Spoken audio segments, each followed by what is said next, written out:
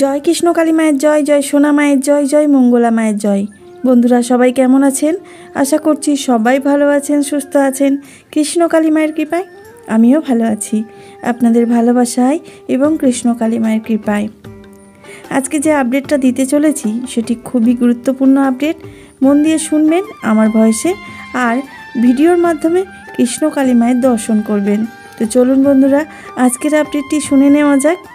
যদি কোনো নতুন বন্ধু বা ভক্তের কাছে আমার ভিডিওটি পৌঁছে থাকে, অবশ্যই চ্যানেলটিকে সাবস্ক্রাইব করে বেল নোটিফিকেশান অল করে রাখবেন, যাতে আমার নিত্য নতুন আপডেট আপনার কাছে সরাসরি পৌঁছে যেতে পারে নোটিফিকেশানের মাধ্যমে। তো চলুন বন্ধুরা, ভক্তি ভরে ভালোবেসে মায়ের এই ভিডিওটা প্রথম থেকে শেষ পর্যন্ত দেখতে থাকুন, কেউ এড়িয়ে যাবেন না। কৃষ্ণকালী মায়ের মহিমা আপনারা সবাই লোকমুখে শুনেই থাকবেন। মায়ের কাছে যে যেমনভাবে মনস্কামনা জানিয়েছে, সেভাবেই তার মনস্কামনা পূর্ণ হয়েছে। কৃষ্ণকালী মা হলেন কৃষ্ণ এবং কালীর সম্মিলিত রূপ। আধ্যাত্মিক দিক থেকে ইনি শাক্ত বা কালীর উপাসক এবং বৈষ্ণব অর্থাৎ কৃষ্ণ উপাসক উভয় সম্প্রদায়ের কাছে বিশেষ গুরুত্বপূর্ণ। তার অপরূপ করুণার বহু প্রকাশ পেয়েছে আমাদের এই মন্দির থেকেই। বহু ভক্তের মাধ্যমে ছড়িয়ে পড়েছে এই কৃষ্ণ কালী মায়ের নাম। তিনি একদিকে যেমন কৃষ্ণের প্রেম আনন্দের প্রতীক, তেমনি অন্যদিকে তিনি কালীর সংহারহারিণী শক্তি, যা সমস্ত অশুভ শক্তি ও অন্ধকারকে বিনাশ করে। এই সম্মিলিত রূপে তিনি ভক্তকে একই সঙ্গে মুক্তি অর্থাৎ মোক্ষ দান করেন, ইহজগতের দুঃখ কষ্ট থেকে পরিত্রাণ দেন। ধ্যান মন্ত্র অনুসারে তিনি হলেন দারিদ্র ও শোক নাশকারিণী এবং মোক্ষদায়িনী। তার কৃপায় ভক্তের সকল বিপদ ও দুঃখ দৈন্য দূর হয়ে যায়। পুরাণ মতে ব্রজে রাধারানী যখন গোপিনীদের সাথে কৃষ্ণের সাথে বিহার করছিলেন, তখন রাধার স্বামী অয়ন ঘোষকে জটিলা কুটিলা নালিশ করলে কৃষ্ণ তখন কালী রূপ ধারণ করেন এবং রাধা তাকে পুজো করেন। এই রূপ দর্শনের পর অয়ন ঘোষ রাধাকে সন্দেহমুক্ত হন এবং দেবী স্তব করেন। এই ঘটনা দেবীর ভক্তের মান রক্ষা এবং ভয়ত্রাণকারিণী রূপের করুণাকে তুলনা করা হয়। কৃষ্ণকালী মা পূজা করলে ভক্তরা চতুর্বর্গ অর্থাৎ ধর্ম, অর্থ, কাম, মোক্ষ লাভ করতে পারেন। কৃষ্ণকালী মায়ের করুণা সকল ভক্তদের উপর বর্ষিত হয়। ভক্তরা জানেন মায়ের কাছে তারা কতটা কৃপা পান। কৃষ্ণকালী মায়ের মন্দিরে আসাটা আপনার ইচ্ছা বা অনিচ্ছার মধ্যে পড়ে না। যদি আমাদের মা চান, তাহলে অবশ্যই আপনি মায়ের মন্দিরে মাকে দর্শন করতে পারবেন। বহু দূর থেকে দূর দূরান্ত থেকে ভক্তরা এসে মায়ের পুজো দিয়ে যান। কিছু ভক্ত দূরে বসেই মায়ের নাম জপ করেই মায়ের উপকার পান।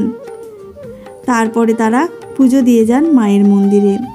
কৃষ্ণকালী মায়ের করুণায় ভক্তর জীবনের সমস্ত দুঃখ, দৈন্যতা এবং দরিদ্রতা দূর হয়ে যায়। ধ্যান মন্ত্রে তাকে স্পষ্টতই দরিদ্র শোক নাশিনী বলা হয়। তিনি ভক্তকে সকল প্রকার বিপদ, ভয় এবং রোগ থেকে রক্ষা করেন। তার সংহারহারিণী শক্তি ভক্তকে ঘিরে থাকা সকল নেতিবাচক শক্তিকে দূর করে দেয়। তিনি জীবের জমে থাকা পাপরাশি ক্ষয় করেন। অজ্ঞানতার অন্ধকার দূর করে জ্ঞান ও মুক্তির পথ দেখান এই আমাদের কৃষ্ণকালী মা।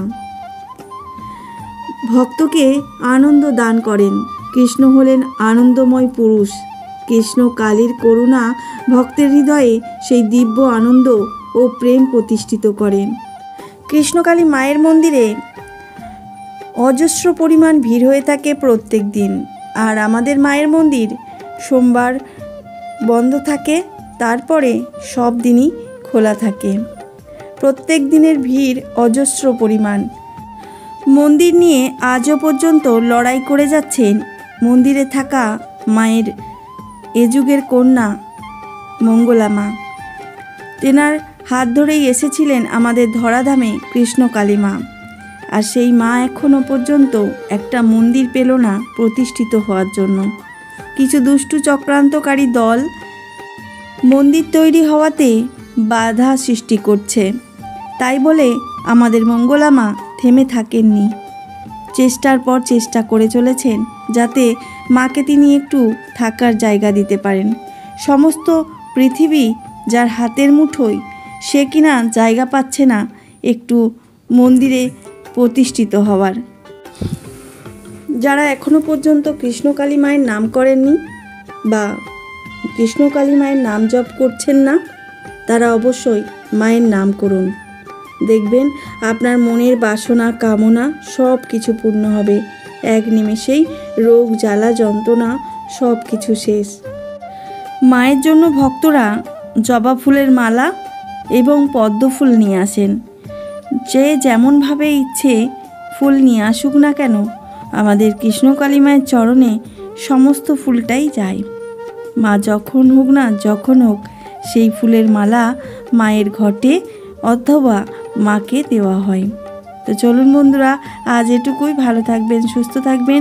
জয় কৃষ্ণকালী মায়ের।